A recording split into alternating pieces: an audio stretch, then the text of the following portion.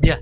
Alors, on continue. Ce que on va faire maintenant, c'est que je souhaite, lors de passage du pointeur de la souris sur cet écran-là, je souhaite réafficher le mot de passe. Au passage du pointeur de la souris, là, le mot de passe sera affiché. Alors, ce qu'on va faire, on va créer un fichier JavaScript. Parce que vous savez très bien, pour afficher le mot de passe, il suffit de modifier. Il suffit de modifier l'attribut type du password à texte. Et le mot de passe sera affiché. Il suffit de modifier l'attribut. Oui, très bien, ça. 1, 2, 3, le mot de passe est affiché. Là, non, password. Alors, pour masquer, pour afficher ou masquer un mot de passe, il suffit de modifier l'attribut type. Là, je l'ai fait manuellement, mais nous, ce qu'on va faire, c'est qu'on va le faire automatiquement via une fonction JavaScript au passage du pointeur de la souris sur cet écran-là.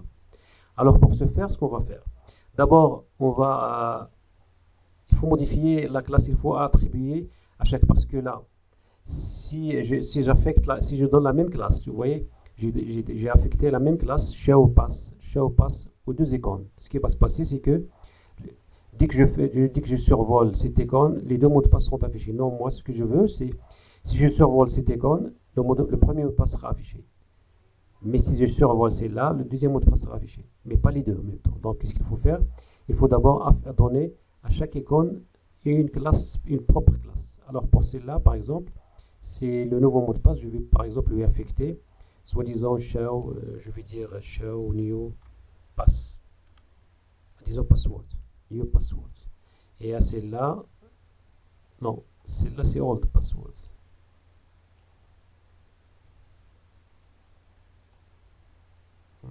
C'est l'ancien, c'est le nouveau. Oui, c'est ça, new. Celle-là, c'est new password. Et celle-là, c'est old password. Donc, je vais dire donc old password. Bien. Mais je dois modifier le fichier CSS là. C'est show old password. Ainsi que, parce que là, maintenant j'ai deux classes. Ce n'est plus la même chose, j'ai deux classes. Donc, je dois affecter la même mise en forme aux deux classes. Donc, c'est pas old, mais c'est new. New password. Voilà. Ben, je vérifie que la mise en forme est toujours. Alors, il y a un problème sur la deuxième.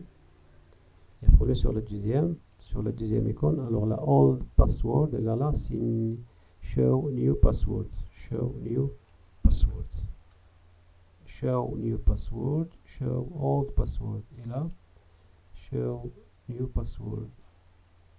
Non, c'est pas vrai. Oui, c'est ça, c'est vrai. Non, point. J'ai oublié le point. Bien. En mise en forme, c'est bien. Alors, autre chose que je dois faire, je dois affecter à la classe, aux deux zones de texte, chaque zone de texte. La première zone de texte, de l'ancien mot de passe, je dois lui affecter une autre classe. Je vais rajouter une classe, je vais dire par exemple, là c'est l'ancien, donc old password par exemple. La zone de texte de l'ancien mot de passe. La zone de texte du nouveau mot de passe, par exemple new password. Rappelez-vous bien. Pour la zone de texte, c'est new password, mais l'icône, c'est show new password. New password. Là, show old password. La zone de texte, c'est old password. Bien. Maintenant, on va créer un nouveau fichier GS dans le dossier GS. Il est là, le dossier GS. On va créer un nouveau fichier JavaScript. Je vais le nommer, par exemple, mon.js. Mon.js. Alors, dans mon JS.js, je vais créer quoi? Je vais créer une fonction Bootstrap, une fonction, jQuery. Alors, vous savez que jQuery, c'est $. Function. Vous voyez la puissance de IntelliJ, donc l'éditeur, c'est un éditeur très puissant. On va écrire donc un petit commentaire pour illustrer ce qu'on veut faire. Donc, on va dire par exemple afficher le mot de passe. Donc, je vais dire le password, l'ancien.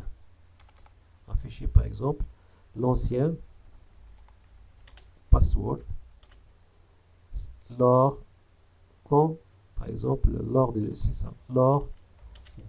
l'événement hover. C'est le survol. Hover sur l'icône sur l'icône show old password. Bien. Alors, je vais créer donc cette fonction. Tout d'abord, je dois récupérer, je vais déclarer une variable. Je vais la nommer txt old password. Et cette variable-là va me permettre de récupérer. C'est pour simplifier l'écriture tout simplement. Je peux donc négliger cette déclaration, mais pour donc mieux écrire le code dans les bonnes pratiques, bien sûr, il vaut mieux déclarer une variable. Alors, dans cette variable, je vais récupérer donc l'attribut, je vais récupérer donc l'élément ayant la classe old password. C'est-à-dire quoi? Ça veut dire la zone de texte. Je vais récupérer la première zone de texte, cette zone de texte-là. Cette zone de texte, c'est input, je le récupère. Il a la classe old pwd.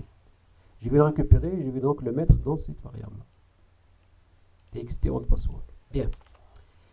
Maintenant, je vais donc personnaliser l'événement. Je vais lui dire donc, lors de, si on survole, donc l'élément ayant la classe, l'icône. Maintenant, c'est l'icône. La classe show old password. Point over. Ça veut dire lors du passage du pointeur sur l'élément ayant la classe show old password, l'icône ayant la classe show old password. Ce qui va se passer, c'est la chose suivante. Je vais lui dire donc, tu vas exécuter cette fonction. La fonction, là, remarquez bien, fn over, ça veut dire fonction au moment de passage, fn over, c'est la puissance, c'est IntelliJ qui fait ça. Alors, cette fonction, qu'est-ce qu'il va faire? Il va donc modifier l'attribut type de la zone de texte, txt old password, affecter la valeur texte. Donc, je récupère text old password, point attribut. Quel attribut? C'est l'attribut type. L'attribut type aura donc la valeur texte. Lors du passage du pointeur sur show old password, attribuer la valeur texte à l'attribut type de la zone de texte text old password. Le text old password, c'est l'élément HTML ayant la classe old password. Là, c'est un point virgule. Et je dois ajouter la deuxième fonction qui va s'exécuter lors si vous voulez, du passage. Lors si le pointeur s'éloigne de la classe, de l'objet. Alors là, je vais déclarer une deuxième fonction. Là. Remarquez bien, la virgule permet à JavaScript de transiter entre la première fonction et la deuxième fonction. Alors la deuxième fonction qui sera exécutée, fn out, vous voyez, fonction out, ça veut dire si je sors de l'élément old password. Ce qui va se passer, c'est presque la même chose. Je vais copier cette ligne. C'est presque la même chose. Je modifie tout simplement texte par password. Ça veut dire quoi? Ça veut dire, si on sort de l'élément, l'attribut type devient password. Si on y sort l'élément, l'attribut type devient texte. Ah, ces deux fonctions sont deux fonctions permuttables avec l'événement over, automatiquement. J'enregistre. Il reste encore une chose à faire, c'est que au niveau du fichier edit password, je dois faire la liaison avec le fichier, mon fichier JavaScript. Donc script, bon bien sûr, la source du fichier src, c'est le schéma, donc je vais donc aller vers le fichier. Remarquez bien, la puissance d'IntelliJ JS. Contre l'espace, il m'affiche tous les fichiers existants dans le dossier JS avec un contrôle d'espace. Là, je choisis mon JS. Pour aligner le code, CTRL ALT L et le code est aligné. Ok, enregistré. Et voilà, pour tester, actualiser. Là, 1, 2, 3. Hop, vous voyez. Voilà. Je vais rajouter encore une petite astuce, un petit ajustement CSS. Changer le pointeur de l'écran. Pour changer le pointeur, pour avoir donc la forme d'un poignet, ce qu'on va faire, on va lui ajouter une classe. On va ajouter par exemple une classe. Là, on va dire par exemple classe clickable. cliquable. Cliquable. Pour les deux d'ailleurs. Et cette classe-là, je vais l'ajouter dans mon fichier CSS. Point cliquable. Je lui donc, qu'est-ce qu'il va faire cette classe? Je lui donc curseur. Curseur donc, reçoit la valeur pointer.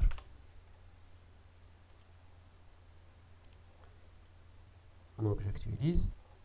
Remarquez, voilà, le pointeur devient, le curseur devient un pointeur. Pour les deux d'ailleurs, vous voyez. Hop. Alors là, le mot de passe. Voilà le mot de passe.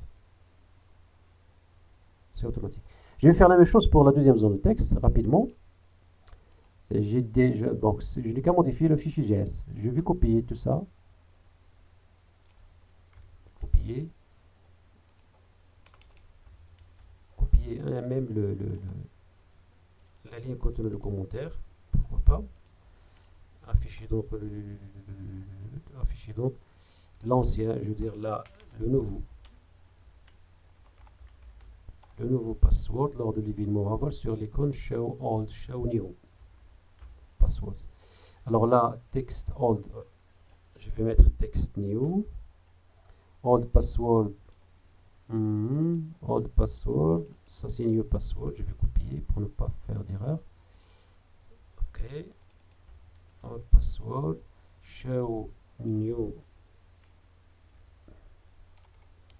Alors show new password, voilà. Fonction text new password.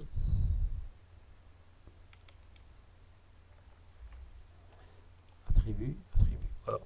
Je copie, je colle. Lors du passage du, voilà, donc je récupère new password. Lors du passage sur une show new, voilà, c'est bon. Je crois que c'est bon. J'actualise. Ok, je vais saisir un mot de passe au hasard.